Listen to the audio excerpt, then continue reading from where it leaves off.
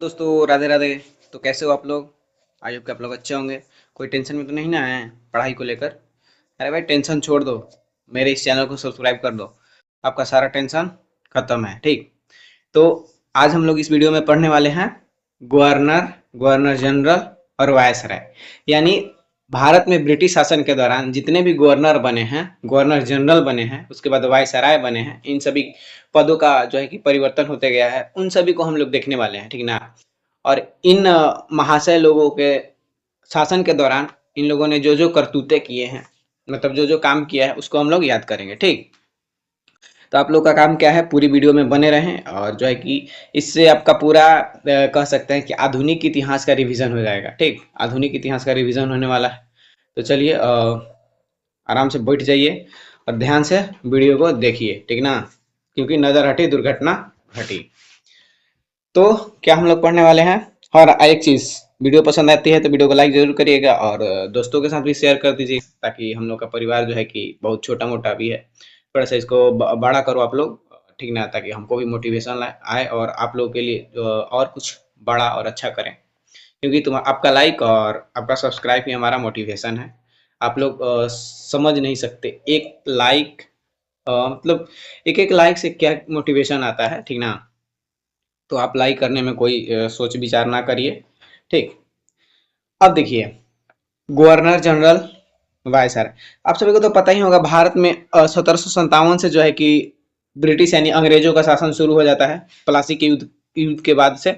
ठीक ना? प्लासी के युद्ध के बाद से जो है कि ये लोग अपना धीरे धीरे सत्ता जमाने लगते हैं। और उसके बाद जो है कि जब 1764 में बक्सर का युद्ध होता है, उसके बाद समझिए कि अंग्रेजों का पूर्ण नियंत्रण स्थापित हो जाता है भारत पर। ये लोग यहाँ पर इन लोगों को क्या होता है कि बंगाल, उड़ीसा और इधर मद्रास, इन सभी जो बड़े बड़े प्रांत थे, उन पर इन लोगों को टैक्स वसूलने का अधिकार मिल जाता है। आप सभी को तो पता ही होगा, 1764 के बक्सर के युद्ध के बाद। तब से अब ये लोग धीरे धीरे, अभी तो बंगाल बिहार में फैले हुए थे, बंगाल बिहार उड़ीसा, उसके बाद ये फिर धीरे धीरे सभी जगह इन लोगों ने इन लोग फैलने लगे। ठीक ना? और उसके बाद जो है कि अपना, पहले ये लोग क्या करते थे, एक एक प्रांत, जैसे कि बंगाल में इन लोगों का स्टार्टिंग में नियंत्रण स्थापित हुआ था, तो वहां पर इन लोगों ने अपना गवर्नर रखा था। ठीक ना? गवर्नर के रूप में वहां पर सारी शासन व्यवस्था हो रही थी। ठीक, तो धीरे धीरे गवर्नर को क्या किया गया, गवर्नर जनरल बनाया गया। तो उसको हम लोग देखेंगे कौन गवर्नर जनरल कब पद को बदला गया था। ठीक ना? तो सबसे पहले हम लोग रॉबर्ट क्लाइव के से स्टार्ट करते हैं, क्योंकि यही जो आदमी था, समझने इसको और छोटा मोटा आदमी मत समझिएगा, यही आदमी जो है कि भारत में ब्रिटिश शासन का नींव रखा था। ठीक ना? इलाहाबाद की संधि से भारत में, यानी इलाहाबाद की संधि इसी के समय हुआ था, यहाँ पर यह ध्यान रखना, इलाहाबाद की संधि से भारत में ब्रिटिश शासन की शुरुआत हो जाती है 1757 के बाद। उसके देखिए, रॉबर्ट क्लाइव को भारतवर्ष में ब्रिटिश साम्राज्य का संस्थापक माना जाता है। अभी हम बताएं, ब्रिटिश साम्राज्य के संस्थापक भारतवर्ष में किसको, रॉबर्ट क्लाइव को ही माना जाता है। इलाहाबाद की संधि, देखिए इलाहाबाद की संधि यही 1765 में होता है, बक्सर के युद्ध के बाद शाह आलम द्वितीय के साथ ऐतिहासिक संधि की गई। शाह आलम द्वितीय के साथ और रॉबर्ट क्लाइव, इन दोनों के बीच इलाहाबाद की संधि हुआ था 1765 में। और उसके बाद जेम्स रेनेल को भारत का नक्शा बनाने का को कहा था। यही जो आदमी था रॉबर्ट क्लाइव, जब इसने भारत पर नियंत्रण इसका हुआ, तो इसने भारत का नक्शा बनाने के लिए किसको कहा था, तो जेम्स रेनेल, रेनेल को कहा था, जेम्स रेनेल को कहा था। और जेम्स रेनेल को भारतीय भूगोल का पिता भी कहा जाता है, क्योंकि यही जेम्स रेनेल भारत का पहला मानचित्र बनाया था। ठीक ना? उसके बाद देखिए, जेम्स रेनेल ने 1779 में इसे चित्रित किया, 1779 में इसे चित्रित किया था भारत के मानचित्र को, ये भी आप लोग ध्यान रखिएगा। उसके बाद देखिए, बंगाल के और अन्य कौन कौन गवर्नर बने, तो वारे वारे लास्ट, ये 1767 से 69 के बीच जो है कि गवर्नर बना था बंगाल का। उसके बाद कटियार, कर्टियर कर्टियर बना था 1769 से 72 के दौरान। और वारेन हेस्टिंग उसके बाद बंगाल के जो गवर्नर बन जाता है कब, तो 1772 से 74 तक। अब देखिए, यहीं पे होता है सत्ता परिवर्तन। ठीक ना? अभी तक तो गवर्नर चल रहा था, अब जो हुआ कि गवर्नर जनरल बना दिया गया। क्या बना दिया गया, गवर्नर जनरल। अभी क्या होते थे कि जैसे बंगाल हो गया, बिहार हो गया, इन सभी प्रांतों में अलग अलग गवर्नर हुआ करते थे। लेकिन अब क्या कर दिया गया, हेड बना दिया गया, सबका एक हेड बना दिया गया, वही गवर्नर को गवर्नर जनरल बना दिया गया, ठीक ना। जहाँ की एक ही मतलब बंगाल से सभी जगह पर नियंत्रण इन लोगों ने करने लगे और बंगाल में एक गवर्नर जनरल होने लगा। देखिए रेगुलेटिंग एक्ट, इन लोगों ने एक एक्ट निकाला। कौन सा एक्ट? तो 1773 का रेगुलेटिंग एक्ट जिससे कहा जाता है। उसी के तहत गवर्नर को गवर्नर जनरल बनाया गया था। गवर्नर जनरल जो पद था उसको गवर्नर जनरल बनाया गया था। जो गवर्नर पद था उसको गवर्नर जनरल पद बनाया गया था।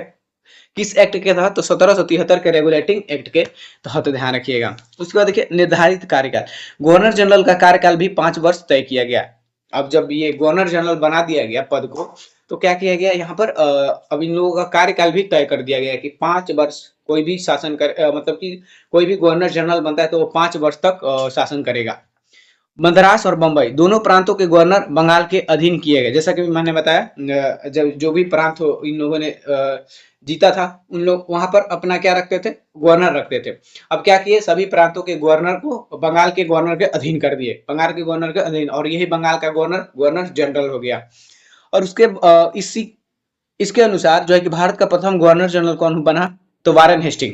भारत का भारत का नहीं, अभी बंगाल का ही, बंगाल का प्रथम गवर्नर जनरल वारेन हेस्टिंग्स बना। वारेन हेस्टिंग्स जो 1784 से लेकर 1785 तक, सॉरी 1774 से लेकर 1785 तक ये बंगाल का गवर्नर जनरल रहा। बंगाल का गवर्नर जनरल रहा, ध्यान रखना। उसके बाद आता है वारेन हेस्टिंग्स। किसके बाद? तो ये एक सेकेंड, अच्छा अभी हाँ, वारेन हेस्टिंग्स का ही कार्यकाल चल रहा है 1774। अब जैसे कि इसने गवर्नर से गवर्नर जनरल बना है, तो अब इस अपने पद के रूप में रहकर क्या क्या किया है उसको देख लीजिए। तो देखिए ये 1750 में कंपनी के कलर के रूप में, ये जो ब्रिटिश ईस्ट इंडिया कंपनी थी, ब्रिटिश ईस्ट इंडिया कंपनी, इसका एक क्लर्क था ये वारेन हेस्टिंग्स, समझ सकते हैं, एक क्लर्क था 1750 में। और ये एक टाइम पर ये गवर्नर जनरल बन गया। समझ लीजिए इसका प्रमोशन कहाँ से कहाँ हो गया, क्लर्क से ये मालिक बन गया। कासिम बाजार अपनी कार्य कुशलता से कासिम बाजार का अध्यक्ष बना था। एक कासिम बाजार हुआ करता था, वहां पर ये अध्यक्ष था एक टाइम पर। क्या था? अध्यक्ष था, ये भी ध्यान रखिएगा। जिला अदालतें 1772 में प्रत्येक जिले में 2 अदालतें बनाई। इसने क्या किया? तो 1772 में भारत में प्रत्येक जिले में 2 अदालतें बनाई, 2 अदालतें बनाई। प्रत्येक जिले में कितने? तो 2 अदालतें बनाई थी। कब? तो 1772 में। उसके बाद द्वैध शासन समाप्त, जो रॉबर्ट क्लाइव के द्वारा द्वैध शासन स्थापित किया गया था, उसको क्या करता है ये? समाप्त कर देता है। 1772 में कोर्ट ऑफ डायरेक्टर्स के आदेश पर बंगाल के द्वैध शासन को समाप्त किया था। ध्यान रखना, ये द्वैध शासन को लगाया किसने था? तो रॉबर्ट क्लाइव ने लगाया था। और इसको समाप्त कौन करता है? तो वारेन हेस्टिंग करता है, वारेन हेस्टिंग्स। सरकारी नियंत्रण, बंगाल, बिहार, उड़ीसा प्रांत का शासन प्रशासन अब सीधे कंपनी के हाथों में ले लिया। वही इसने क्या किया? बंगाल, बिहार और उड़ीसा प्रांत का जो भी शासन प्रशासन था उसको सीधे अपने कंपनी के हाथ में ले लिया, ठीक है, कंपनी के हाथ में ले लिया। मतलब अभी कंपनी शासन कर रहा था भारत में, यहाँ तक वारेन हेस्टिंग्स के टाइम तक भी अभी कंपनी शासन कर रहा है। उसके बाद देखिए दोनों उप दीवानों मोहम्मद राजा खां तथा राजा सिताब राय को पद से हटा दिया। देखिए वहां पर बंगाल और बिहार में 2 उप दीवान थे। कौन?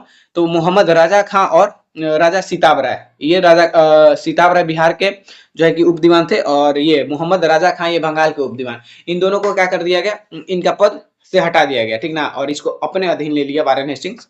उसके बाद इरेजेदारी प्रथा, इसने 1772 में वारेन हेस्टिंग्स ने एक नई भू राजस्व पद्धति इजारेदारी प्रथा लागू की। ये क्या था? भू राजस्व यानी टैक्स वसूलने का एक पद्धति था। टैक्स वसूलने का पद्धति था। कौन? तो इजारेदारी प्रथा, इजारेदारी प्रथा, जिसको जो है कि 1772 में वारेन हेस्टिंग ने लागू किया था। उसके बाद पंचवर्षीय ठेका, इजारा इजारेदारी प्रथा में पंचवर्षीय यानी 5 वर्षों का ठेके की व्यवस्था थी। 5 यानी मान लीजिए ये जो इजारेदारी प्रथा जो था, इसमें 5 साल की ठेका, यानी ये जो भू राजस्व पद्धति था ये 5 साल के ठेका था। जैसे हम कह सकते हैं, जैसे ये खेती करने के लिए कोई जमीन लेता था वो 5 साल के लिए लेता था, 5 साल के लिए लेता था, ठीक ना। उसके बाद देखिए Asiatic society, royal Asiatic society 1804 में लंदन में रॉयल एशियाटिक सोसाइटी और 1823 में Asiatic society of great Britain बनी थी। इसी के शासनकाल में ध्यान रखना 1804 में लंदन में रॉयल एशियाटिक सोसाइटी और 1823 में Asiatic society of great Britain बनी थी। किसके शासनकाल में? तो वारेन हेस्टिंग्स के काल में।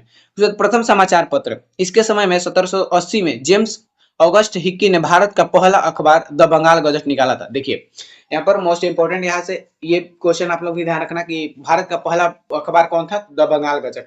किसके द्वारा ये प्रकाशित किया गया था? तो जेम्स ऑगस्ट हिक्की के द्वारा। जेम्स ऑगस्ट हिक्की के द्वारा। कब? तो 1780 में। और किसके शासनकाल में? तो ये वारेन हेस्टिंग्स के शासनकाल में। उसके बाद है सुप्रीम कोर्ट 1773 के रेगुलेटिंग एक्ट के तहत 1774 में कलकत्ता में एक उच्चतम न्यायालय की स्थापना हुई थी। उच्चतम न्यायालय की स्थापना हुई थी कब? 1774 में। उच्चतम न्यायालय की स्थापना 1773 के रेगुलेटिंग एक्ट के तहत 1774 में वारेन हेस्टिंग्स ने कलकत्ता में एक उच्चतम न्यायालय की स्थापना की थी।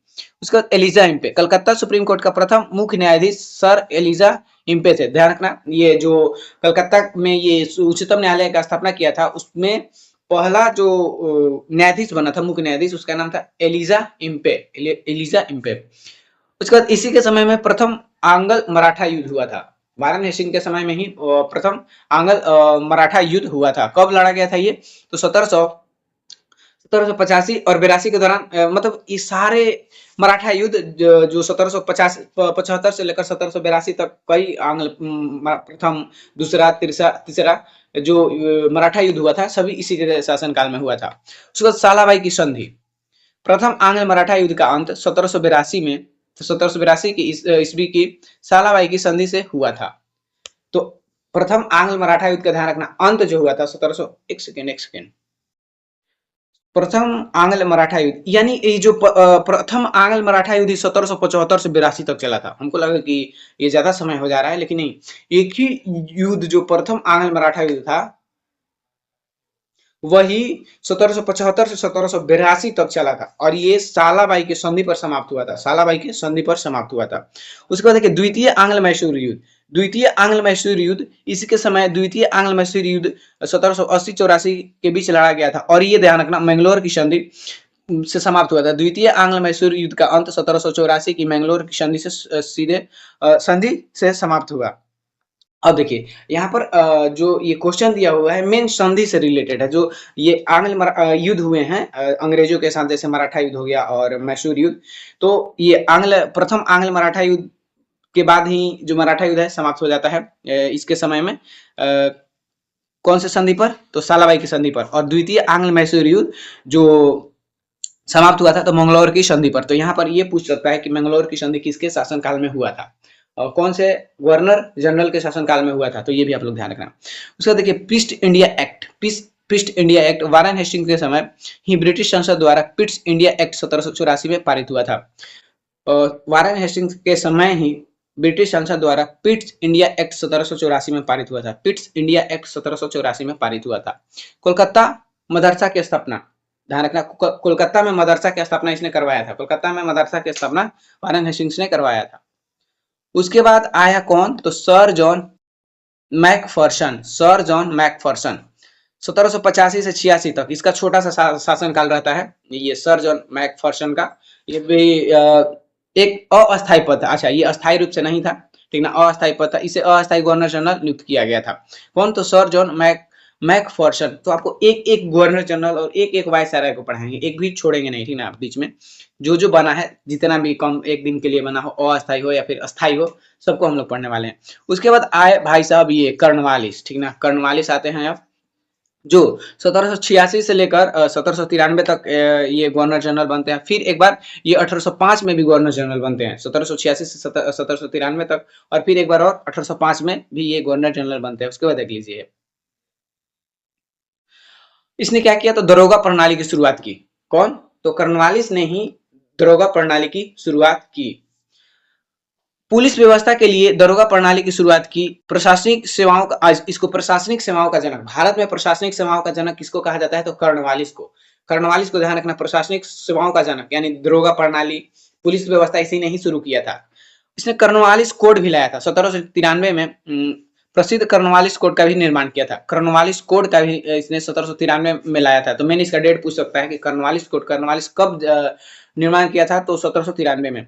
शक्तियों का पृथक्करण, कॉर्नवालिस कोड शक्तियों के पृथक्करण के सिद्धांत पर आधारित था। ये शक्तियों के पृथक्करण का सिद्धांत पर आधारित था, ठीक ना। कॉर्नवालिस कोड क्या था, तो शक्तियों के पृथक्करण, शक्तियों का कह सकते हैं बंटवारा, ठीक ना। वेतन की में वृद्धि, पुलिस कर्मचारियों के वेतन में वृद्धि की गई। इसके शासनकाल में पुलिस कर्मचारियों की वेतन में वृद्धि भी की गई थी, वेतन में वृद्धि भी की गई थी इसके शासनकाल में, तो कॉर्नवालिस के शासनकाल में। जमींदार जमींदार अधिकार समाप्त, जो जमींदारी अधिकार था उसको समाप्त कर दिया। यानी जो जमींदार थे, अपना जमीन जो उनका था, उनको वो क्या करते थे, किसी दूसरे को देकर वहां उस पर कृषि करवाते थे और उसके बदले वो टैक्स लेते थे। तो इसने क्या किया कि जमींदारी व्यवस्था को ही समाप्त कर दिया। ग्रामीण क्षेत्रों में पुलिस अधिकार प्राप्त जमींदारों को इस अधिकार से वंचित किया। पुलिस अधिकार प्राप्त, ग्रामीण क्षेत्रों में पुलिस अधिकार प्राप्त जमींदारों को इस अधिकार से वंचित किया। उसके बाद व्यापार पर प्रतिबंध, कंपनी के कर्मचारियों के व्यक्तिगत व्यापार पर पूरी तरह से प्रतिबंध लगाया।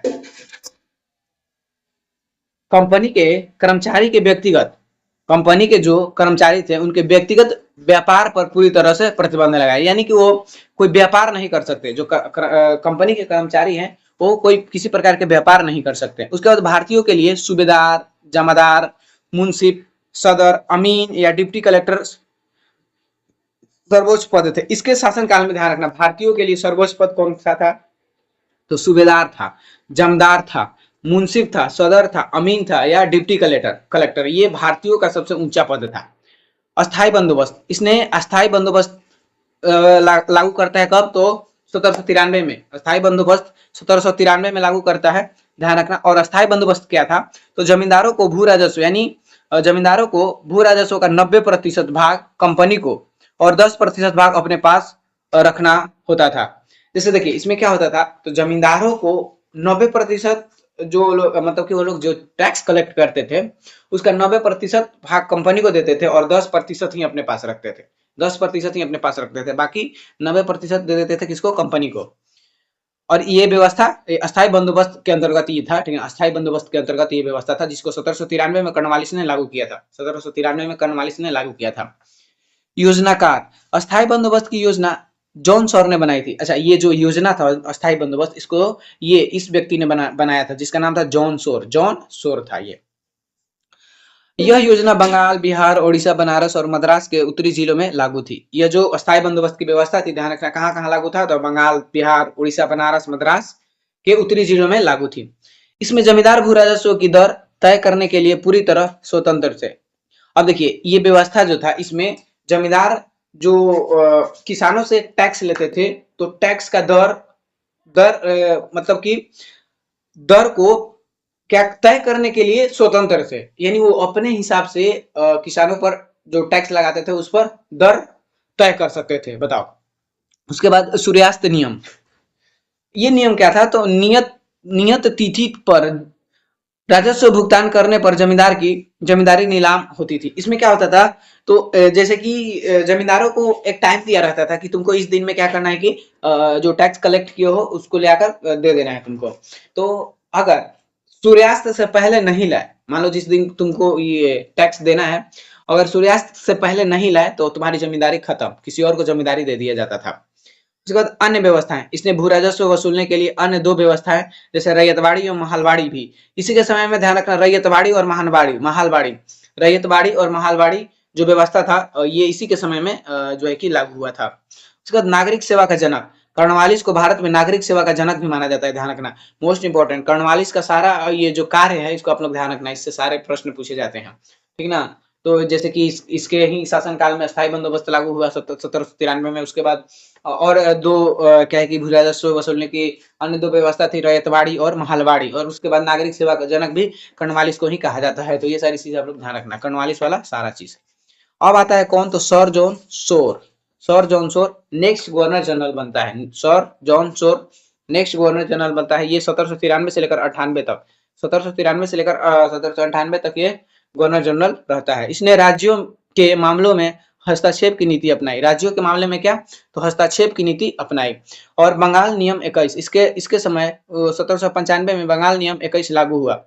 उसके बाद इसके तहत नवजात कन्याओं की हत्या को बाकी हत्याओं के समान अपराध माना जाता था। और ये बंगाल नियम 21, बंगाल नियम 21 जो नियम था ये क्या था, तो इसके तहत जो नवजात कन्याओं को हत्या कर दिया जाता था तो उसको एक बाकी अपराध के समान इसको माना जाता था, बाकी हत्याओं के अपराध के समान इसको माना जाता था। यानी कोई जो माता पिता है उस ये नवजात कन्याओं का हत्या कर देते हैं तो एक समझिए कि जितना, मान लो आप किसी का हत्या करते हैं तो सेम वैसा ही आप ये अपराध किए हैं।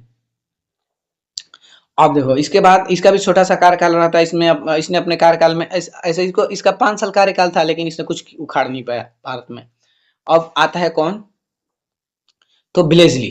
कौन आता है, ब्लेजली, ठीक ना। ब्लेजली आता है, ये 1798 से 1705 तक क्या करता है, शासन करता है। 1798 सॉरी 1805 तक।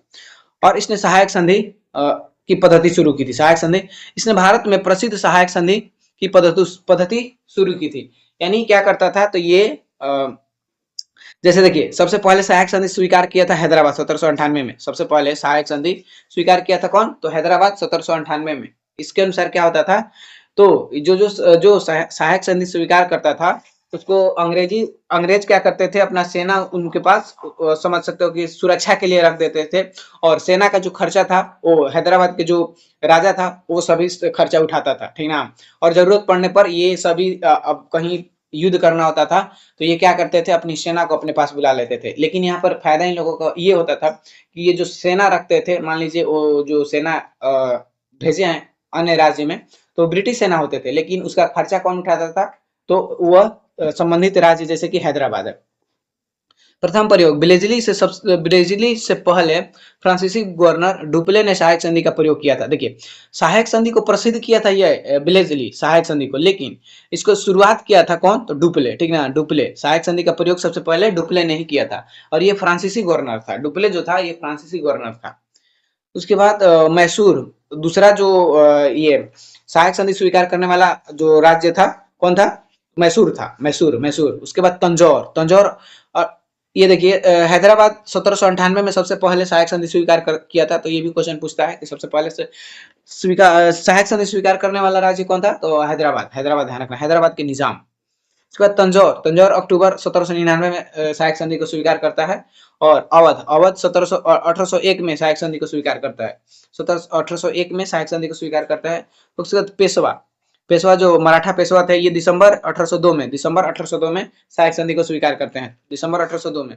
उसके बाद बरार और भोसले जो है कि दिसंबर 1803 में ये भी सहायक संधि स्वीकार करते हैं। और सिंधिया 1804 में सहायक संधि को स्वीकार करते हैं।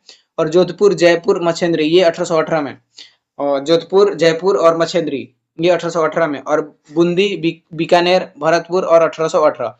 इस प्रकार देखिए ये सारे राज्यों को सहायक संधि के तहत अपने राज्य में मिला लिया करता था सब, कौन, तो अंग्रेज। अपवाद नोट, इंदौर के हलकरों ने वेलेस्ली की सहायक संधि की स्वीकार नहीं की थी। इंदौर के होलकरों ने क्या किया था, तो वेलेस्ली के सहायक संधि को स्वीकार नहीं किया था। तो ये भी आप लोग ध्यान रखना। टीपू सुल्तान की मृत्यु, टीपू सुल्तान चौथे आंग्ल मैसूर युद्ध 1799 में मारा गया था। देखिए इसी के शासनकाल में जो है कि वेलेस्ली के शासनकाल में कौन, टीपू सुल्तान जिसे क्या कहा जाता था, तो इसे ये मैसूर का शेर कहा जाता था। टीपू सुल्तान को मैसूर का शेर कहा जाता था, जो चौथे आंग्ल मैसूर युद्ध में 1799 में मारा गया।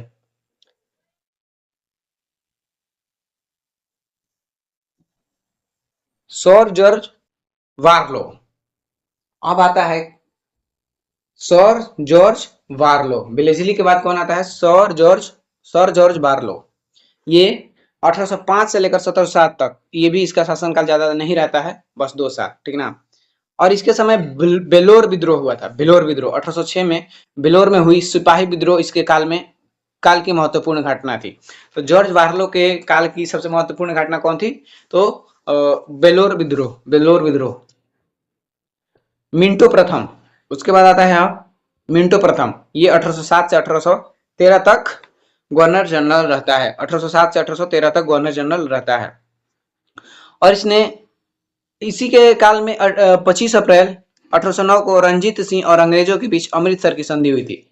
राजा रणजीत सिंह और अंग्रेजों के बीच जो अमृतसर की संधि हुई थी किसके काल में हुई थी? तो मिंटो प्रथम के काल में। कब? 25 अप्रैल 1809 को। 25 अप्रैल 1809 को। उसके बाद इस संधि की मध्यस्थता चार्ल्स मैटकॉफ ने किया था। इस संधि की मध्यस्थता कौन किया था? तो चार्ल्स मैटकॉफ। अमृतसर की संधि ये मध्यस्थता चार्ल्स मैटकॉफ ने किया था। और इसी के समय चार्टर एक्ट 1813 पास हुआ था। चार्टर एक्ट 1813 जो था ये मिंटो प्रथम के समय पास हुआ था। अब देखिए मिंटो प्रथम के बाद आता है हेस्टिंग। मिंटो प्रथम के बाद कौन आता है? तो हेस्टिंग। और ये 1813 से लेकर 1823 तक 1813 से लेकर 1823 तक जो है कि ये बंगाल का गवर्नर जनरल रहता है। बंगाल का गवर्नर जनरल रहता है। और इसके समय में आंग्ल नेपाल युद्ध, इसके समय 1814 से 16 में आंग्ल नेपाल युद्ध लड़ा गया था। आंग्ल नेपाल युद्ध 1814 से 16 लड़ा गया था। किसके शासनकाल में? तो हेस्टिंग्स के। इसमें नेपाल के अमर सिंह थापा को आत्मसमर्पण करना पड़ा था। तो इस युद्ध में जो है कि नेपाल के जो राजा था अमर सिंह थापा उसको आत्मसमर्पण करना पड़ा था। सागौली की संधि मार्च 1816 में सागौली की संधि के द्वारा आंग्ल नेपाल युद्ध का अंत हुआ था। और मार्च 1816 में संगोली के संधि के द्वारा जो है कि आंग्ल नेपाल युद्ध का अंत हुआ था। पिंडारियों का दमन, इसके समय पिंडारियों का दमन कर दिया गया था। इसके समय क्या? तो पिंडारियों का दमन कर दिया गया था। अब ये पिंडारी क्या थे? तो पिंडारी एक मतलब डाकुओं का एक संगठन था। डाकुओं का क्या था? संगठन था जो लूटपाट करते चलते थे इधर उधर। तो इसका अंत कर दिया कौन? तो हेस्टिंग्स। मराठा शक्ति समाप्त, इसने मराठों की शक्ति को अंतिम रूप से नष्ट कर दिया। देखो मराठों का शक्ति को अंतिम रूप से किसने अंत कर दिया? तो वारेन हेस्टिंग्स ने। इसने प्रेस पर लगे प्रतिबंध को समाप्त कर प्रेस के मार्गदर्शक के लिए नियम बनाए। जो प्रेस पर प्रतिबंध लगाए गए थे उसको इसने समाप्त कर क्या किया? तो प्रेस के मार्गदर्शन के लिए नियम बनाए। काश्तकारी अधिनियम, इसके समय 1822 में टेनेसी एक्ट या काश्तकारी अधिनियम लागू हुआ था। इसी के समय कौन सा अधिनियम लागू हुआ था? तो 1822 में टेनेसी एक्ट या काश्तकारी अधिनियम, टेनेसी एक्ट या काश्तकारी अधिनियम वारेन हेस्टिंग्स के समय 1822 में लागू हुआ था। अब आता है एमहर्स्ट और ये 1823 से लेकर 1828 तक ये गवर्नर जनरल रहता है बंगाल का। और इसके समय जो है कि इसके समय प्रथम आंग्ल बर्मा युद्ध हुआ था। 1724 से 26 तक चला था। प्रथम आंग्ल बर्मा युद्ध 1824 से 1826 तक चला था एमहर्स्ट के शासनकाल में। 1826 में बर्मा और अंग्रेज के बीच यानदबू का संधि हुई थी। 1826 में ये मतलब समझ सकते हो कि प्रथम आंग्ल बर्मा युद्ध को समाप्ति के लिए कौन सा संधि हुआ था? तो यानदबू के संधि हुआ था। यानदबू के संधि 1826 में बर्मा एवं अंग्रेजों के बीच है। उसके बाद बैरकपुर विद्रोह एमहर्स्ट के शासनकाल में होता है 1824 में। बैरकपुर का सैन्य विद्रोह भी इसी के समय हुआ था। बैरकपुर का सैन्य विद्रोह किसके शासनकाल में हुआ था? तो एमहर्स्ट के शासनकाल में। उसके बाद देखो विलियम बैटिक। अब देखो यहाँ पे होता है एक और सत्ता परिवर्तन। अब जो बंगाल का गवर्नर जनरल होता है उसको भारत का गवर्नर जनरल बना दिया जाता है विलियम बैटिंग के समय। मद्रास का गवर्नर 1803 में यह मद्रास का गवर्नर था। 1803 में विलियम बैटिंग जो था ये मद्रास का गवर्नर था। भारत का गवर्नर जनरल 1833 के चार्टर एक्ट के द्वारा बंगाल के गवर्नर जनरल को भारत का गवर्नर जनरल बना दिया गया। अब बंगाल का गवर्नर जनरल जो पद था उसको भारत का गवर्नर जनरल बना दिया गया। कब? तो 1833 के चार्टर एक्ट के द्वारा। इस बार भारत का प्रथम गवर्नर जनरल विलियम बैटिंग हुआ। भारत का प्रथम गवर्नर जनरल कौन हुआ? तो विलियम बैटिंग हुआ। William batting.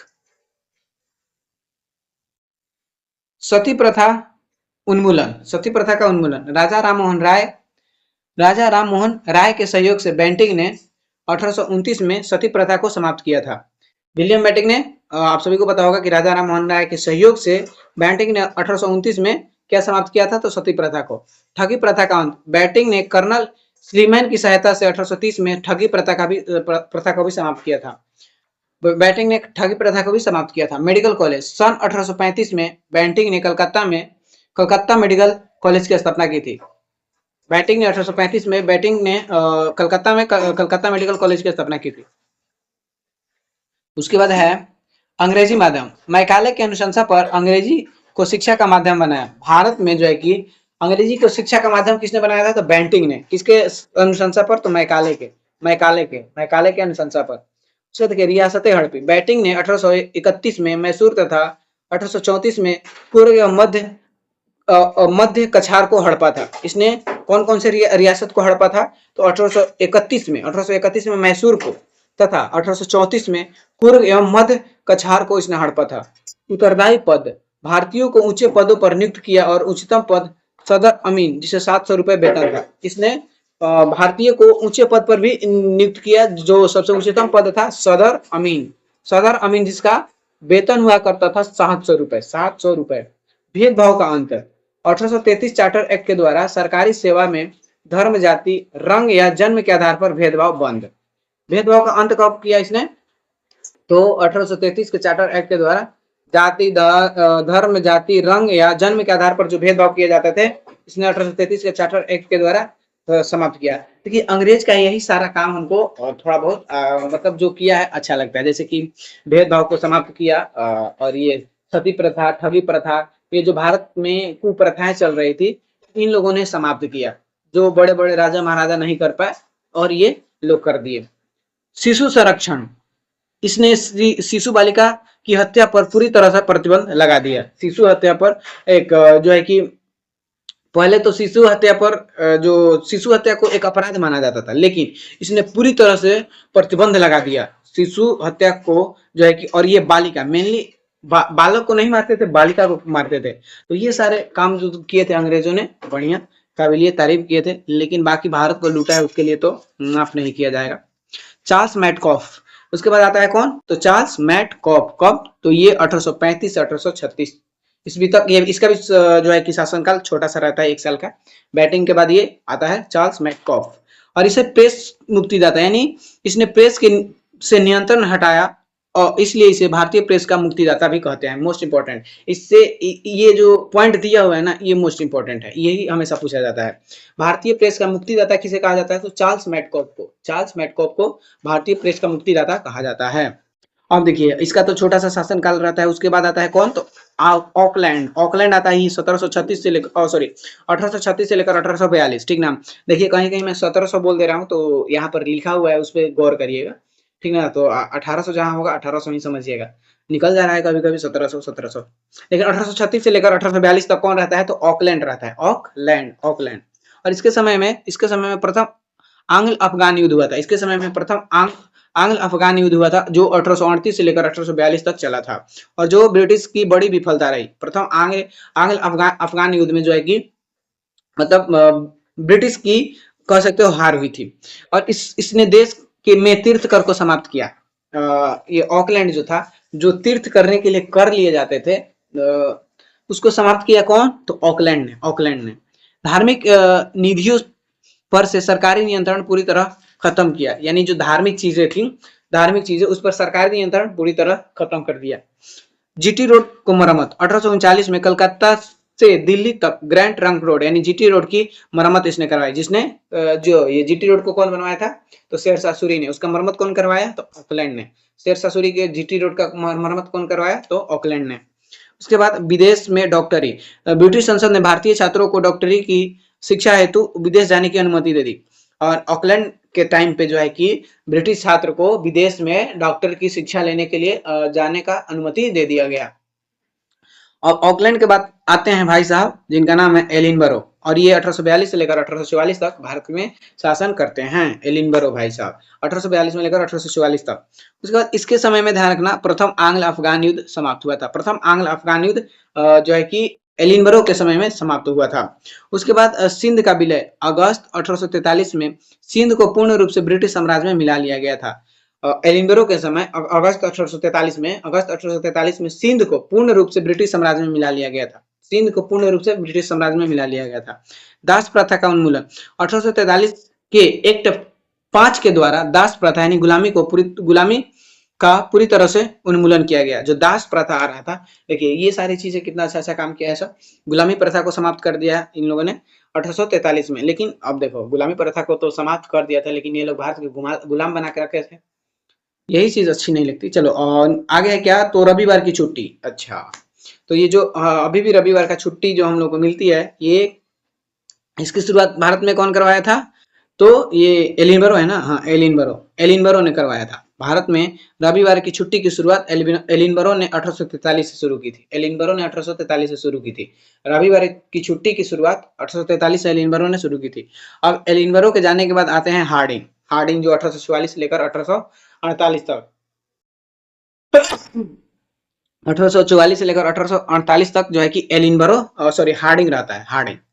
अब हम लोगों ने जो है कि 1848 तक आ गए हैं, यानी अब और 100 साल का शासन हम लोगों को देखने वाले हम लोग को देखना है ब्रिटिश के शासन को। और 100 साल का, यानी 1947 तक का। आंग्ल सिख युद्ध, प्रथम आंग्ल सिख युद्ध जो है कि 1845 से 46 तक जो चलता है, वो हार्डिंग के समय में ही हुआ था, और जिसमें अंग्रेज विजय हुए थे। आंग्ल सिख युद्ध में अंग्रेज विजय हुए थे, जो 1845-46 के बीच हुआ था। और जो है कि ये इसमें अंग्रेज विजय हुए थे। नर बलि पर रोक, इसने देश में प्रचलित नर बलि प्रथा की पूरी तरह प्रतिबंध लगाया। बताइए, भारत में ऐसे ऐसे प्रथाएं थी, तो नर बलि प्रथा, जिसमें क्या किया जाता था, तो पुरुष की बलि दी जाती थी, पुरुष की बलि दी जाती थी। उसके बाद आता है डलहौजी। डलहौजी ये 1848 से लेकर 1856 तक क्या करता है, भारत में शासन करता है, क्या, भारत के गवर्नर जनरल के रूप में। पंजाब विलय, द्वितीय आंग्ल सिख युद्ध, द्वितीय आंग्ल सिख युद्ध जो 1848 से 49 तक चलता है, के बाद 29 मार्च 1849 को बंगाल को 49 को पंजाब ब्रिटिश शासन में मिला। यानी द्वितीय आंग्ल सिख युद्ध के बाद, द्वितीय आंग्ल सिख युद्ध के बाद पंजाब हार गया। उसके बाद 29 मार्च 1849 को पंजाब ब्रिटिश शासन में मिल गया, ब्रिटिश शासन में मिल गया। कब, 29 मार्च 1849 को पंजाब ब्रिटिश शासन में मिल गया। कोहिनूर हीरा, सिख राज का प्रसिद्ध हीरा कोहिनूर महारानी विक्टोरिया को भेज दिया गया। अब देखिए, सिख राज में ये कोहिनूर हीरा था, उसको महारानी विक्टोरिया को दे दिया गया, महारानी विक्टोरिया को। और ये अभी इंग्लैंड में ही ये जो कोहिनूर हीरा है हम लोगों का है, और ये इन लोगों ने रखा है।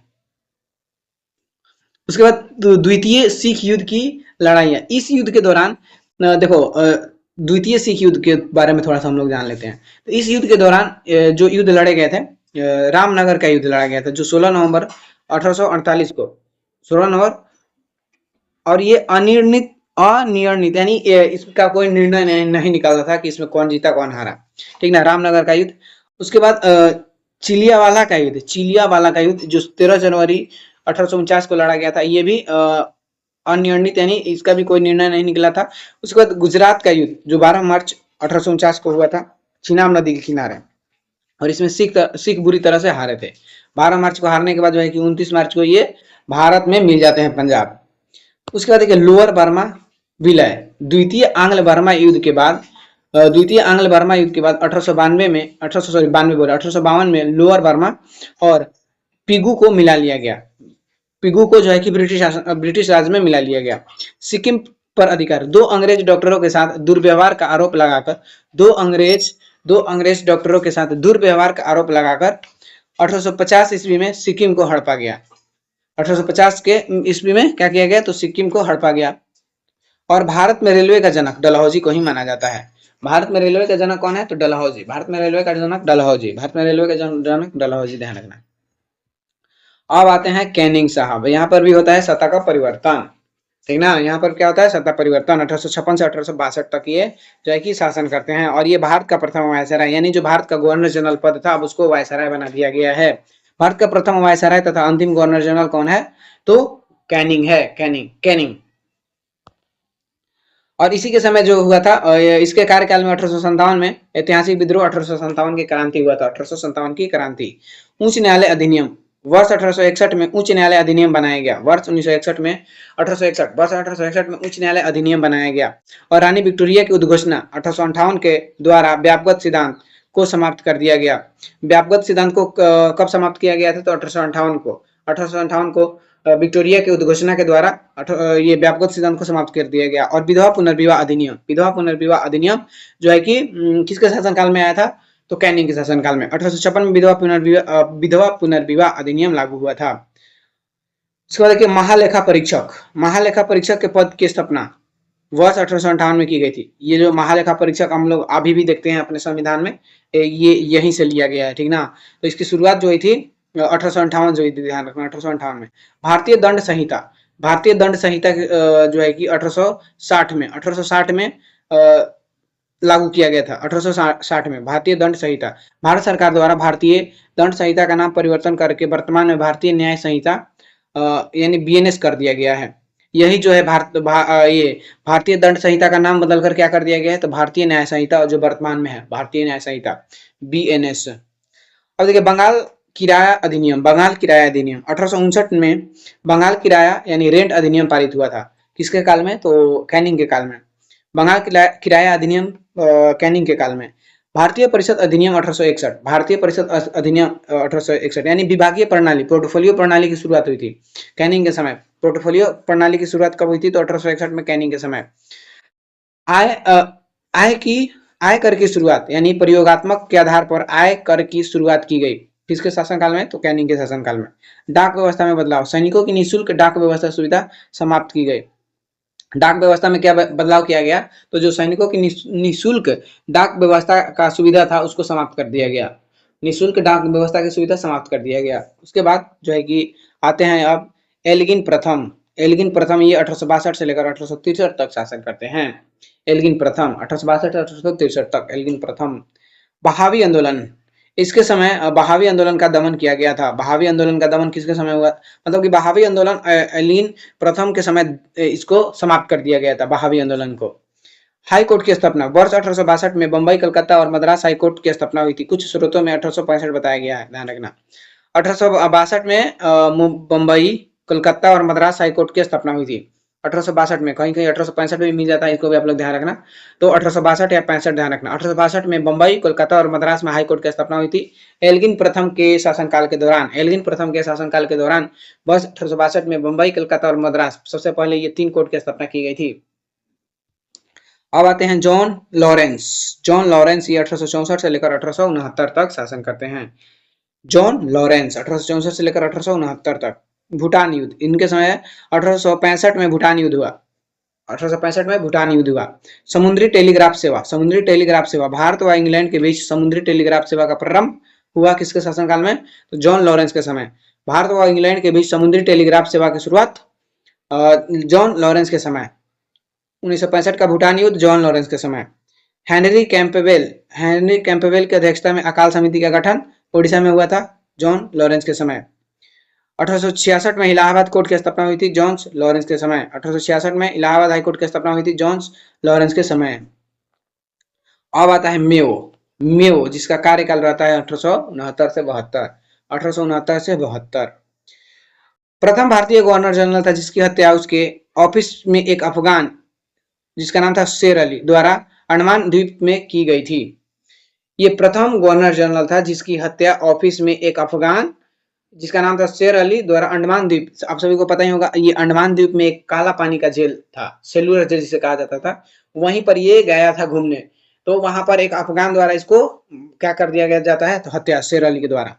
मेवो कॉलेज, भारतीय युवराजों के अध्ययन के लिए अजमेर में मेवो कॉलेज की स्थापना की गई थी। भारतीय युवराजों के अध्ययन के लिए अजमेर में मेवो कॉलेज की स्थापना की गई थी। सांख्यिकी सर्वेक्षण विभाग, भारत के सांख्यिकी सर्वेक्षण विभाग की स्थापना इसी के काल में हुआ था। भारत के सांख्यिकी सर्वेक्षण विभाग की स्थापना मेवो के काल में हुआ था। उसके बाद कृषि और वाणिज्य विभाग का गठन 1872 में मेवो के काल में किया गया था। कृषि और वाणिज्य विभाग का गठन 1872 में मेवो के काल में किया गया था। कृषि और वाणिज्य विभाग का गठन 1872 में मेवो के काल में किया गया था। प्रथम जनगणना 1872 में भारत में प्रथम जनगणना मेवो के काल में हुआ था। 1872 में भारत में प्रथम जनगणना मेवो के काल में हुआ था, जो एक अनियमित जनगणना था। और नियमित आप सभी को पता ही होगा, वो 1881 में हुआ था। उसके बाद राज्य रेल प्रणाली की शुरुआत मेवो के काल में हुआ था। राज्य रेल प्रणाली की शुरुआत किसके समय में हुआ था, तो ये कौन है ये, तो मेवो के काल में। उसके बाद आते हैं लिटन भाई साहब आते हैं जो 1776 से लेकर 81 तक शासन करते हैं, 1776 से लेकर 1786 तक। वर्नाक्यूलर प्रेस एक्ट 1878 में वर्नाक्यूलर प्रेस एक्ट को लाया। वर्नाक्यूलर प्रेस एक्ट कौन लाया था? तो लिटन ने। वर्नाक्यूलर यानी जो भारतीय समाचार पत्र थे उन पर प्रतिबंध लगाया था। कौन? तो लिटन ने वर्नाक्यूलर प्रेस एक्ट के तहत 1878 के वर्नाक्यूलर प्रेस एक्ट के तहत भारतीय समाचार पत्रों पर प्रतिबंध लगाया। सशस्त्र अधिनियम 1878 में सशस्त्र अधिनियम पारित हुआ। 1878 में सशस्त्र अधिनियम पारित हुआ लिटन के समय। दूसरा अफगान युद्ध, इसके समय दूसरा अफगान युद्ध हुआ था जो 1878 से लेकर 1880 के बीच लड़ा गया था। 1878 से 1880 के बीच दूसरा अफगान युद्ध लिटन के समय लड़ा गया था। अकाल आयोग 1878 में रिचर्ड स्ट्रैची की अध्यक्षता में अकाल आयोग की नियुक्ति की गई थी। अकाल आयोग की नियुक्ति 1878 में रिचर्ड स्ट्रैची की अध्यक्षता में जो है कि लिटन के समय में हुआ था। केसर हिंद की उपाधि क्वीन विक्टोरिया ने यानी रानी विक्टोरिया ने दिल्ली दरबार 1877 में केसर हिंद की उपाधि धारण की थी।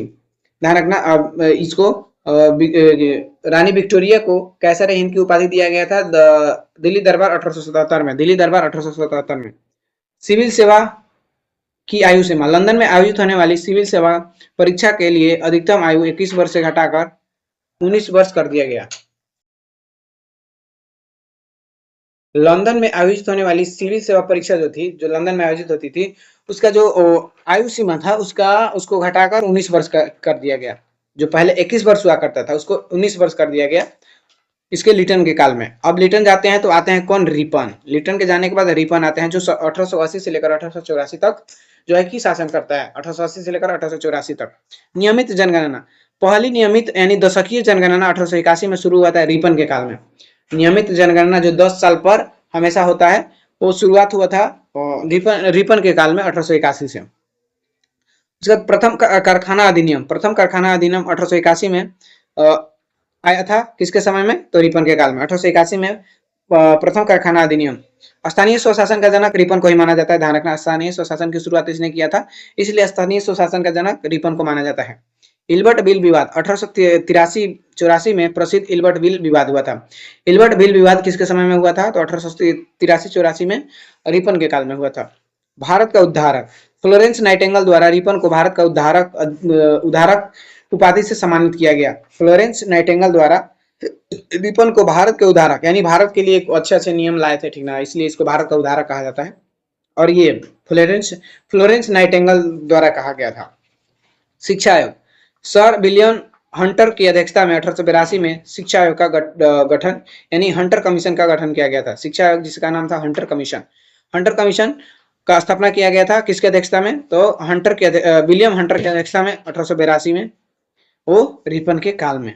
वर्नाक्यूलर प्रेस एक्ट जो लिटन ने लाया था, वर्नाक्यूलर प्रेस एक्ट, उसको रिपन ने 1882 में समाप्त कर दिया। 1878 में जो वर्नाक्यूलर प्रेस एक्ट लाया था लिटन, उसको 1882 में खत्म कर देते हैं रिपन।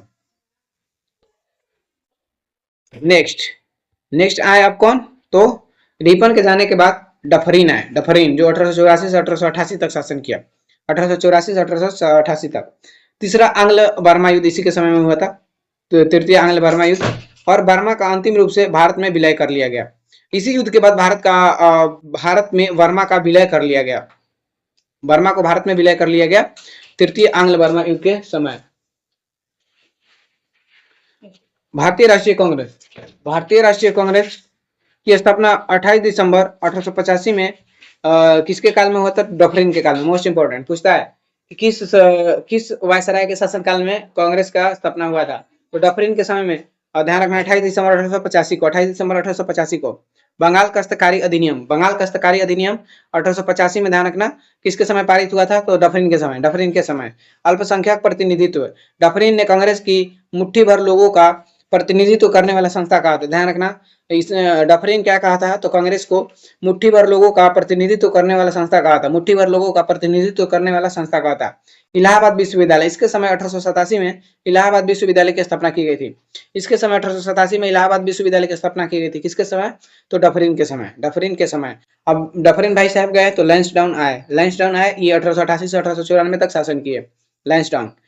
डुरंड आयोग की नियुक्ति और भारत और अफगानिस्तान के बीच डुरंड रेखा निर्धारण किया। डुरंड आयोग की नियुक्ति हुआ था लैंसडाउन के समय, और भारत और अफगानिस्तान के बीच जो डुरंड रेखा है उसका निर्धारण किया गया। अप्रत्यक्ष निर्वाचन, भारत में पहली बार अप्रत्यक्ष निर्वाचन सिद्धांत को आरंभ किया गया। अप्रत्यक्ष निर्वाचन का प्रारंभ कब किया गया था? तो लैंसडाउन के समय, लैंसडाउन के समय। द्वितीय कारखाना अधिनियम, द्वितीय कारखाना अधिनियम ध्यान रखना 1891 में लागू हुआ था लैंसडाउन के समय। द्वितीय कारखाना अधिनियम 1891 में लागू हुआ था लैंसडाउन के समय। चलिए अब आ गए भाई साहब करजन, जिनका कार्यकाल 1899 से 1905 तक था। 1899 से 1905 तक था, और इसके कार्यकाल से भी काफी क्वेश्चन बनते हैं, तो इसको ध्यान से देखना आप लोग। सिंचाई आयोग, सिंचाई आयोग की स्थापना 1901 में करजन के समय हुआ था। सिंचाई आयोग की स्थापना 1901 में करजन के समय। रेलवे आयोग की स्थापना 1901 में, रेलवे आयोग की स्थापना 1901 में करजन के समय। पुलिस आयोग, एंड्रयूज फ्रेजर के नेतृत्व में पुलिस आयोग की स्थापना किया गया 1902 में। एंड्रयूज फ्रेजर के नेतृत्व में एक पुलिस आयोग की स्थापना किया गया था 1902 में, और किसके समय में? तो करजन के समय। उसके बाद विश्वविद्यालय आयोग की स्थापना 1902 में, और भारतीय विश्वविद्यालय अधिनियम 1904 को पारित किया गया करजन के समय। विश्वविद्यालय आयोग की स्थापना 1902 में, और भारतीय विश्वविद्यालय अधिनियम पारित हुआ 1904 में। विक्टोरिया मेमोरियल, कलकत्ता में विक्टोरिया मेमोरियल का निर्माण शुरू हुआ। कलकत्ता में विक्टोरिया मेमोरियल जो है अभी भी है, जिसको हम लोग पढ़ते हैं विक्टोरिया मेमोरियल, वो जो है उसका निर्माण कौन करवाया, शुरू करवाया था? तो करजन ने। करजन, कलकत्ता में ध्यान रखना, विक्टोरिया मेमोरियल। दिल्ली दरबार, द्वितीय दिल्ली दरबार का आयोजन 1903 में किया गया करजन के समय। द्वितीय दिल्ली दरबार का आयोजन 1903 में करजन के समय। भारतीय पुरातत्व विभाग, भारतीय पुरातत्व विभाग की स्थापना 1904 में हुई थी। भारतीय पुरातत्व विभाग की स्थापना 1904 में हुई थी। इसमें ऐतिहासिक स्मारकों की जीर्णोद्धार में गहरी दिलचस्पी ली। यानी भारतीय स्मारकों के जीर्णोद्धार में गहरी दिलचस्पी लेने का मतलब कि ये जो भारतीय पुरातत्व विभाग था, यानी भारत के संस्कृति को ये क्या करते थे? उजागर करते थे, पता लगाते थे, ठीक ना, भारतीय पुरातत्व विभाग के तहत, और इसकी स्थापना 1904 में हुआ था। कृषि अनुसंधान, बिहार के पूसा में कृषि अनुसंधान संस्थान की स्थापना 1905 में की गई। बिहार के पूसा में कृषि अनुसंधान संस्थान की स्थापना 1905 में की गई। बिहार के पूसा में कृषि अनुसंधान संस्थान की स्थापना 1905 में की गई। बंगाल विभाजन, 1905 में बंगाल का विभाजन किया गया। करजन के समय 1905 में बंगाल का विभाजन किया गया। करजन के समय 1905 में बंगाल का विभाजन किया गया। कागजी मुद्रा अधिनियम 1999 में इंडियन कोइनेज अधिनियम पारित किया गया तथा भारत में स्वर्ण मुद्रा पीठ घोषित की गई। कागजी मुद्रा अधिनियम 1899 में कब आया था? तो करजन के समय। उसके बाद रेलवे बोर्ड, 1905 में थॉमसन की अध्यक्षता में रेलवे बोर्ड का गठन हुआ। 1905 में थॉमसन की अध्यक्षता में रेलवे बोर्ड का गठन हुआ करजन के समय, करजन के समय। अब देखो मिंटो द्वितीय, करजन के बाद आते हैं मिंटो द्वितीय, और ये 1905 से 1910 तक। अब हम लोग आ गए हैं 1900 में। अब बस ज्यादा नहीं बचा है, बस धैर्य बनाए रखें, बहुत जल्द हम लोग मंजिल तक पहुंचने वाले हैं। तो मिंटो द्वितीय 1905 से 1910। अब देखो इसके समय सूरत विभाजन हुआ था। बंगाल वो जो कांग्रेस विभाजन, जिसे सूरत विभाजन कहा जाता है, सूरत अधिवेशन के दौरान इसका जो है कि विभाजन हुआ था अंग्रेज का, उसे ही सूरत विभाजन कहा जाता है, जो 1907 में हुआ था। स्वदेशी आंदोलन को दबाने का प्रयास, जो ये आप सभी को पता होगा बंगाल विभाजन हुआ था, बंगाल विभाजन करजन के समय।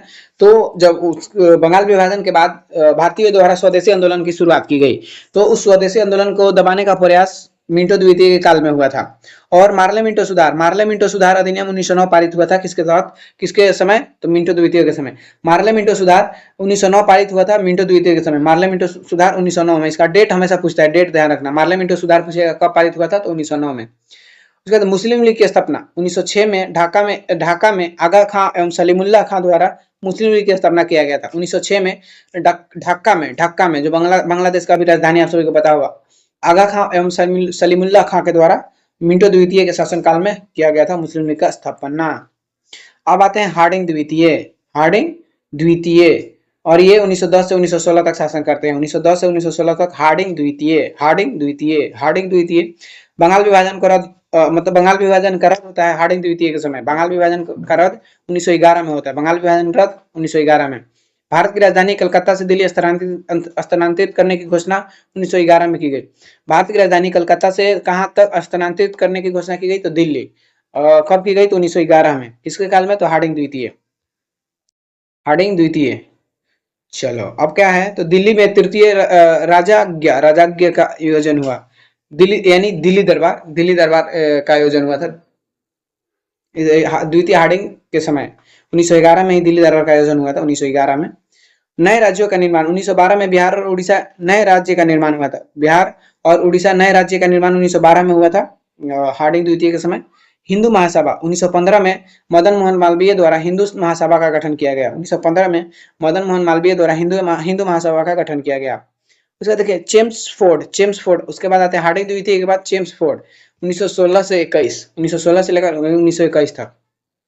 अब देखिए गांधी जी के आंदोलन गांधी जी द्वारा चंपारण सत्याग्रह, उसके बाद अहमदाबाद मिल मजदूर आंदोलन 1918 और खेड़ा सत्याग्रह 1918 ये सभी 17 सत्याग्रह किए गए चेम्सफोर्ड के समय। गांधी जी द्वारा ये जो सत्याग्रह हुए थे चंपारण, अहमदाबाद और खेड़ा, ये सभी किसके समय हुए थे? तो चेम्सफोर्ड के समय। चंपारण सत्याग्रह 1917, अहमदाबाद मिल मजदूर आंदोलन 1918 और खेड़ा सत्याग्रह 1918। होम रूल लीग की स्थापना 1916। होम रूल लीग की स्थापना आप सभी को पता होगा एनी बेसेंट ने की थी 1916 में। लखनऊ समझौता, उसके बाद ये जो नरम दल और गरम दल में जो सूरत विभाजन हुआ था कांग्रेस का, यानी कांग्रेस दो भागों में बटा था, एक नरम दल और गरम दल में, ठीक ना। तो इनका फिर से मिलन हो जाता है लखनऊ समझौता, यानी लखनऊ अधिवेशन के दौरान, जो चेम्सफोर्ड के शासनकाल के दौरान हुआ था, ठीक ना। और इसमें भारतीय राष्ट्रीय कांग्रेस और मुस्लिम लीग के बीच भी समझौता होता है। लखनऊ अधिनियम के तहत लखनऊ क्या बोलते हैं अधिवेशन, लखनऊ अधिवेशन के दौरान भारतीय राष्ट्रीय कांग्रेस और मुस्लिम लीग के बीच समझौता होता है। तो इस वजह से इसको लखनऊ समझौता भी कहा जाता है। महिला विश्वविद्यालय 1916 में पुणे में प्रथम महिला विश्वविद्यालय की स्थापना हुई थी। चेम्सफोर्ड के समय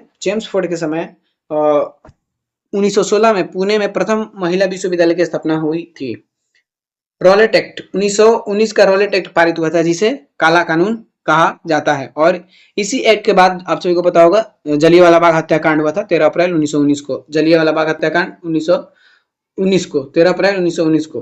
असहयोग आंदोलन एवं खिलाफत आंदोलन की शुरुआत करते हैं गांधी जी कब? तो 1920 में, इसी के समय। चेम्सफोर्ड है ना, चेम्सफोर्ड के समय। अब आते हैं रीडिंग। नेक्स्ट वायसराय है रीडिंग, जो 1921 से 1926 तक शासन करता है। और इसी के समय चौरी चौरा जो गोरखपुर में घटना हुआ था 4 फरवरी 1922 को, चौरी चौरा घटना 4 फरवरी 1922 को। और इसी के बाद जो है कि असहयोग आंदोलन गांधी जी वापस ले लिए थे, क्योंकि असहयोग आंदोलनकारियों के द्वारा चौरा चौरी स्टेशन में आग लगा दिया गया था, जहां पर 22 पुलिसकर्मियों का मौत हो गया था। तो उसके बाद असहयोग आंदोलन को वापस ले लेते हैं कौन? तो गांधी जी। उसके बाद स्वराज पार्टी 1923 में सी आर दास और मोतीलाल नेहरू ने स्वराज पार्टी की गठन कर दी। सी आर दास और मोतीलाल नेहरू ने स्वराज पार्टी की गठन कब कर दिया? तो 1923 में। तो ये लोग गांधी जी के असहयोग आंदोलन के वापस लेने से नाराज हो गए, और इस नाराजगी के बाद इन्होंने अपना एक पार्टी बना लिया, जिसका नाम था स्वराज पार्टी 1923 में। आरएसएस की स्थापना यानी राष्ट्रीय स्वयंसेवक की के बी हेड गेवार द्वारा स्थापना किया गया 1925 में। राष्ट्रीय स्वयंसेवक की स्थापना के बी हेड गेवार के द्वारा स्थापना किया गया था 1925 में।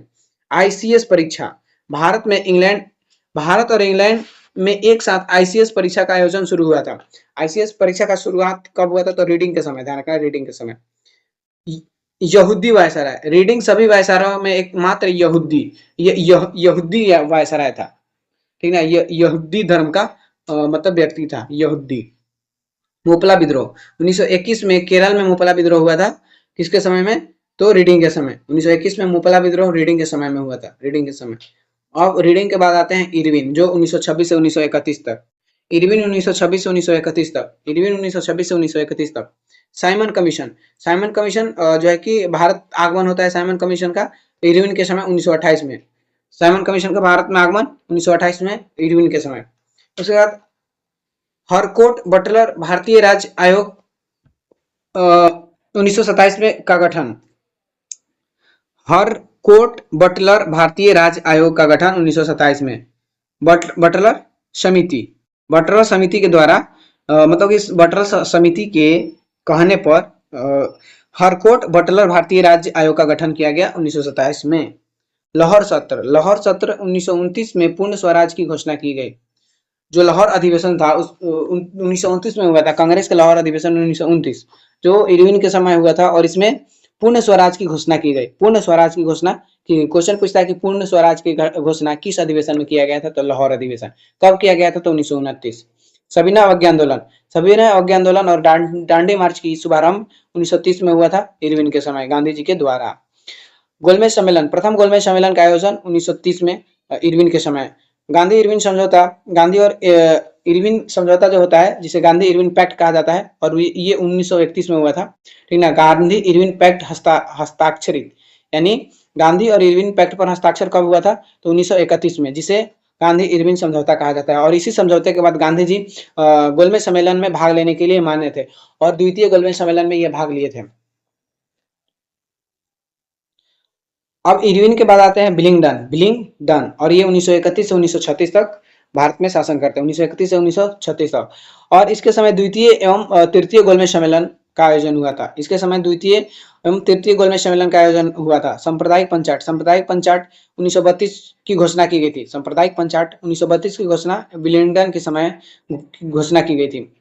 पूना पैक्ट, गांधी जी और अम्बेडकर के बीच पूना पैक्ट हुआ था 1932 में। गांधी जी और अम्बेडकर के बीच पूना पैक्ट हुआ था 1932 में। गांधी जी और अम्बेडकर के बीच पूना पैक्ट कब हुआ था, तो 1932 में हुआ था। भारत शासन अधिनियम 1935 ईस्वी में भारत शासन अधिनियम पारित हुआ था। 1935 में भारत शासन अधिनियम पारित हुआ था। 1935 में भारत शासन अधिनियम पारित हुआ था। अखिल भारतीय किसान सभा, अखिल भारतीय किसान सभा का स्थापना 1936 में, ध्यान रखना, हुआ था। अखिल भारतीय किसान सभा की स्थापना 1936 में। उसके बाद कांग्रेस का प्रतिनिधित्व, द्वितीय गोलमेज सम्मेलन में 1931 में कांग्रेस का प्रतिनिधित्व गांधी जी ने किए थे, ठीक ना। तो ये भी क्वेश्चन हमेशा पूछता है, कांग्रेस की तरफ से गांधी जी जो है कि द्वितीय गोलमेज सम्मेलन में भाग लिए थे। और ये भी पूछता है कि वह कौन सा एकमात्र गोलमेज सम्मेलन है जिसमें गांधी जी भाग लिए थे, तो द्वितीय गोलमेज सम्मेलन। अब आते हैं लिन लिथिगो साहब, लिन लिथिगो, जो 1936 से 1944 तक शासन करते, 1936 से लेकर 1944 तक। लिन लिथिगो 1936 से 1944 से। प्रांतीय चुनाव, कांग्रेस मंत्रालयों का गठन हुआ किसके समय, लिन लिथिगो के समय, कांग्रेस मंत्रालयों का गठन।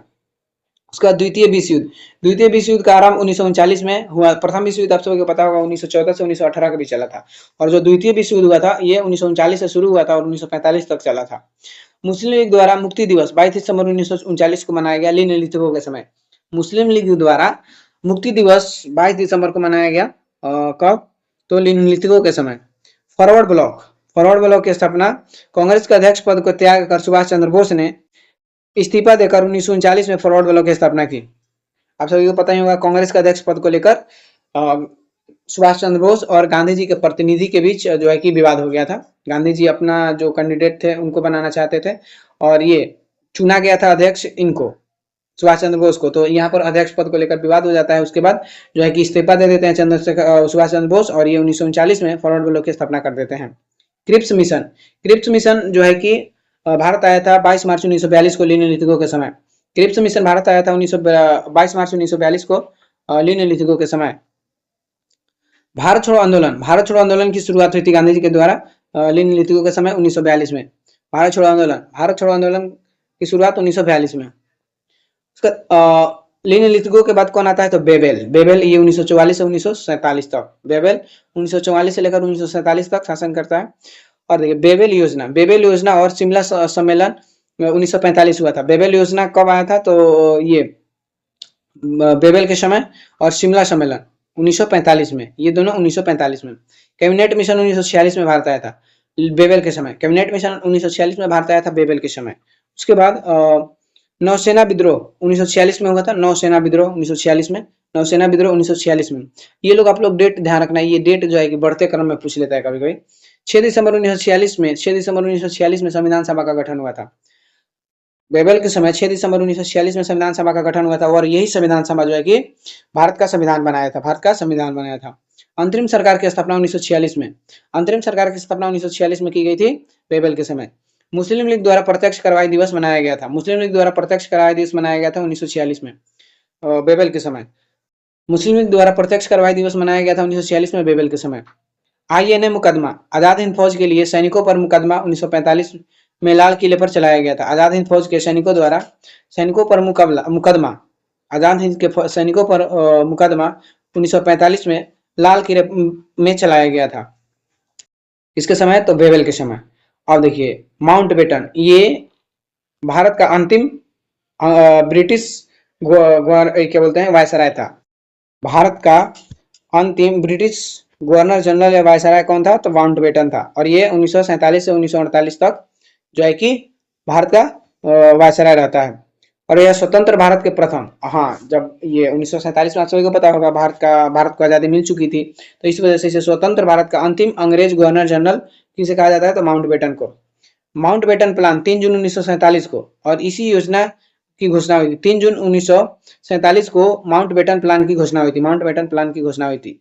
रेड क्लिफ आयोग, बंगाल और पंजाब विभाजन, बंगाल और पंजाब विभाजन हेतु 1947 में सीमा आयोग गठित हुआ था।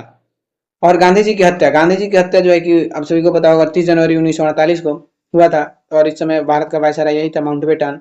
अब देखिए सी राजगोपालचारी, जो प्रथम और अंतिम भारतीय गवर्नर जनरल थे।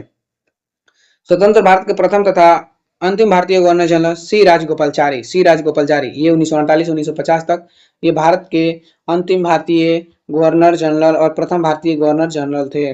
उसके बाद संविधान अंगीकृत 26 नवंबर 1949 को संविधान को अंगीकृत किया गया, यानी संविधान को अपनाया गया। और 26 जनवरी 1950 को संविधान को पूर्ण रूप से लागू किया गया। और उसके बाद भारत एक लोकतंत्र देश बन गया। और वहां से अभी सारी चीजें चल रही हैं। तो ये सभी वायसराय गवर्नर जनरल थे, जिसको हम लोगों ने कर लिया। और उसके समय जो घटनाएं हुए थे, जो उन लोगों ने काम किए थे, उन सारी चीजों को हम लोगों ने देख लिया। तो आप लोग 1 से 2 बार इस वीडियो को देख सकते हैं, जिससे कि सारी चीजें अच्छे से क्लियर हो जाए। तो चलिए मिलते हैं नेक्स्ट वीडियो में, तब तक के लिए अपना ध्यान रखें और पढ़ाई अच्छे से करते रहिए।